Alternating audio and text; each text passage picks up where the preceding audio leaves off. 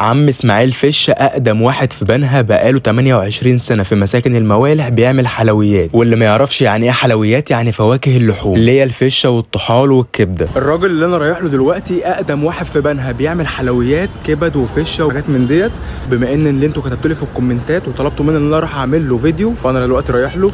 اهم حاجه تعمل لايك وكومنت واكسبلور. فتعالوا نشوف هو بيحضر طاسه الكبده من اولها لاخرها. بس وانت بتتفرج يا غالي ما تنساش تعمل لايك وكومنت. اول حاجه بينزل بالزيت والثوم والفلفل، وبعد كده بينزل بالكبده. بيبدا يحط البهارات الفلفل والمكونات السريه اللي هو بيحطها، ويرجع يحط فلفل تاني، ودوت اللي مميزه ومخلي الناس كلها تجيله علشان بيعمل الحاجه بتاعته سبايسي. بيبدا يغطي الكبده كده بالفويل علشان تستوي على راحتها، وينزل بالعيش على الطاسه عشان يسخن مع الكبده. وبعد كده بيحط بلح جوز الطيب، وبيكون مقطع طماطم عليها بهارات وخلطه سريه بينزلها على الكبده، وبيحط خضره على الطماطم مع الكبده. وبعد كده بقى بيعصر ليمون على الكبده والطماطم والحاجات دي كلها مع بعض. اول ما الكبده تقرب تستوي